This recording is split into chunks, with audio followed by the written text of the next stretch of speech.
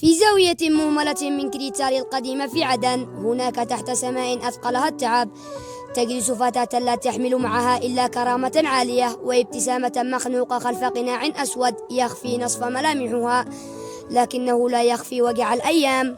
أمامها إبريق شاي، وعلى يمينها حقيبتان تحمل أسرار سنين، وخلف نظرتها المنعكسة قصة وطن كاملة سحقت فيه الأحلام. لم تمد يدها لأحد، ولم تنتظر صدقة، ولن تستسلم للجوع ولا لقسوة الشوارع، بل جلست بكل شموخها تبيع الشاي العدني الأصيل.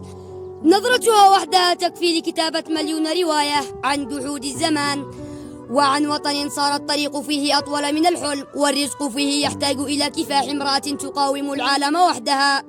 من يمر بجانبها لا تجعل خطواتك تمضي كأنك لم ترى شيئا، اقترب واكبر قلبا أنهكته الظروف، واسند فتاة تقف في وجه الحياة بكل ما تبقى لها من قوة. ففي زمن أصبح الرزق فيه صعبا والمعيشة معجزة، تبقى هذه الفتاة صوتا صامتا لكل كادح في هذا الوطن، وصورة موجعة لبلد ينهش أبناءه لكنهم رغم ذلك لا ينحنون.